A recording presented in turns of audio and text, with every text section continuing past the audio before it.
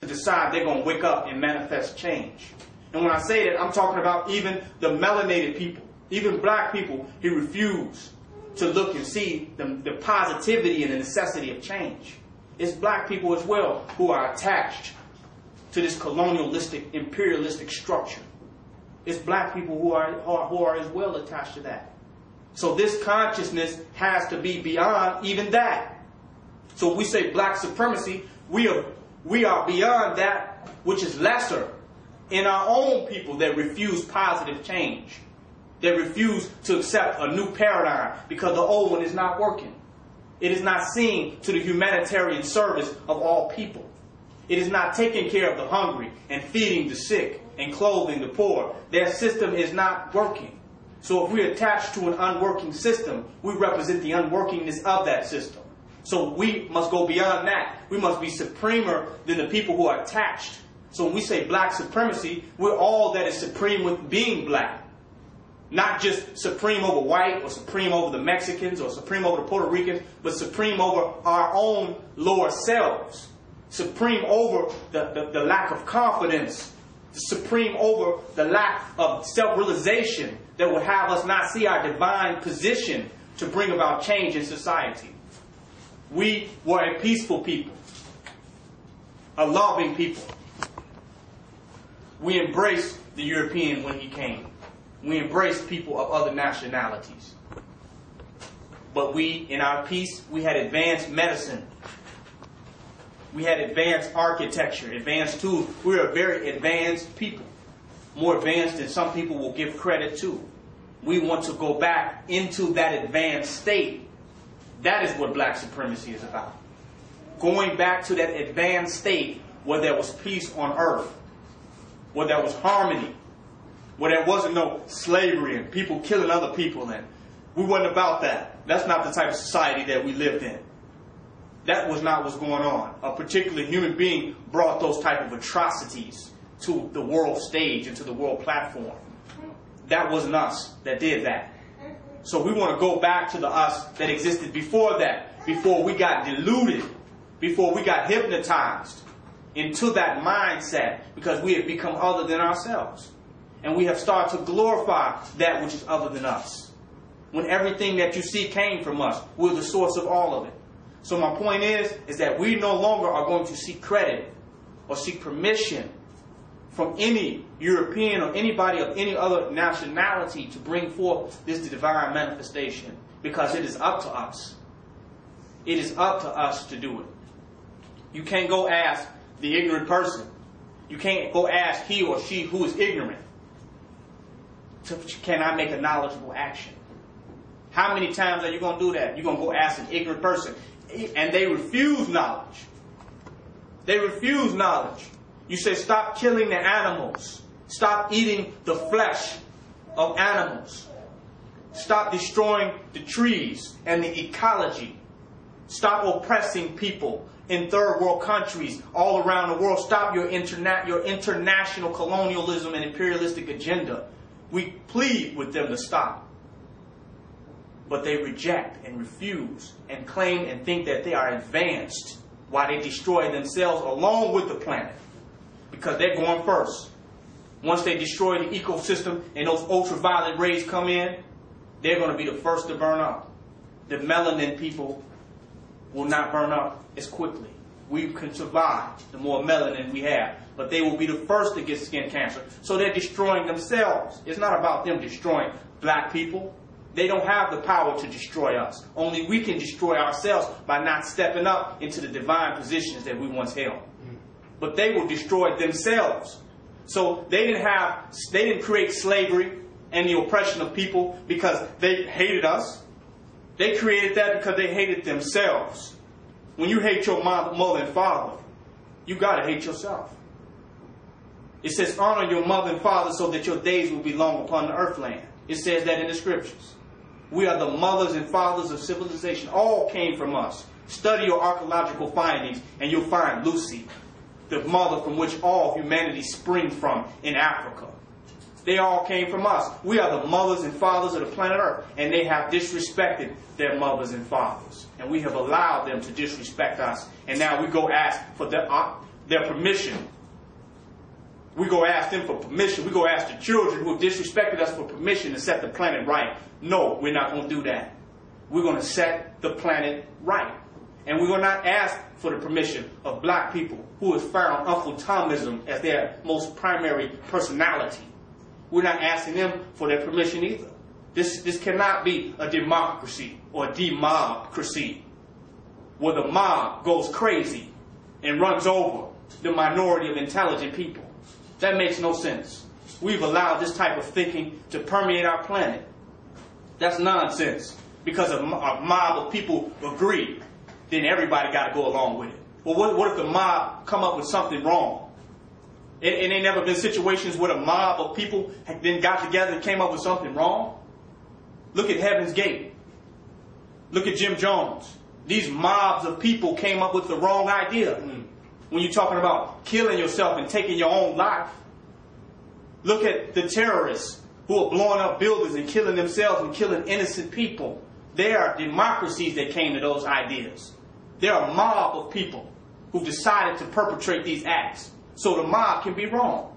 It can be it can be wrong in those small, unique circumstances, and it can be wrong in what we call democracy, where the mob rules. Everybody vote for Lucifer. Lucifer gets in office, and Lucifer continues to wreak havoc on the world. That is madness. So we have no respect for that system of doing things. It is evil in and of themselves. It doesn't choose right. It chooses majority over what is right. It will even look over what's right, avoid what's right, and ignore what is right because the majority ruled, because the majority agreed. What type of madness is that? It's either right or it is either wrong. Yes, sir. There's no such thing as the mob agreed that we do this. And then they decide that when they want to, not to even go with the mob. They say, well, I'm the president. I'll just do what I feel like doing today. What type of politics is this? How can we go along with this? We refuse to go along with this any longer. And we have the power to no longer go along with that. The power is invested within us. So I said that the black man is already president. We've already been given unique executive positions by the ancestors. We've already, by the creator forces of will, have already given us a unique position. We are already executive rulers. We just refuse to stand up and take the positions. Today we are taking on those positions.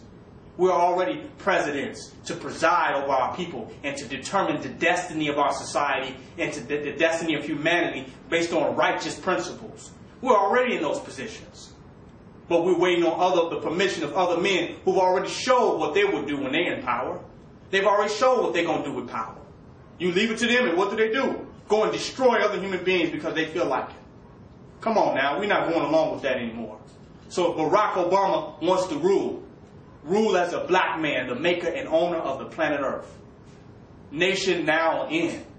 Rule as a true, compassionate, evolved, sentinel being. Rule from that perspective. Rule by going out and doing the work, doing real charitable work. Don't hide behind images. Don't hide behind falseness. Get out and help the people. Get out and help people. It's more than flattery speeches. It's about pulling up your wrists and pulling up your sleeve and going out and doing the work of changing humanity and changing the condition of society. So that's what I have to say about the Barack situation. Even if he don't win office, he still has been blessed to be a president by nature. The black man has been born to preside over the affairs of his people like the people of every other nationality. We was not left out. But it seems like we can't do nothing, or what we do is not worth anything unless the European puts his stamp on it. What type of madness is that? So Barack needs to say, well, hey, if you don't get office, you don't even need that office. You need to be a real man and stop trying to be in the image and likeness of someone who is not you. Refuse that, because that is not him. That is not who we are. Every time you go and say you want to change society, you want to change the condition of people, but you constantly look like the oppressors. You constantly look like the person who is oppressing society. You've taken on the materialistic, gluttonous image. So how do you change society without changing your own behavior, without changing your own culture, without changing your own customs? How can you convince me that you're changing society when you're taking on the customs of the man who is oppressing society. You sit this president here and you send him to the next one. They look just alike. Same customs. Same witchcraft. Trying to figure out which craft they're going to practice. Whether they're going to be a Mason or a Shriner or Illuminati or Skull and Crossbones. They're still practicing witchcraft. So that needs to change. We need to stand up from the positions of nature. We have got out of tune with nature. That's why things have started to wreak havoc. Starting with getting out of tune with the nature that is within ourselves. So we as black men need to stand up. And I'm responding to an email that I received. And it has said that we built the stoplights, we built the pyramids, Big Ben helped design the White House, and we did all these great things. I said, why can we not change the condition of humanity today? Why can't the black man do that today? And it was a sister that made that email.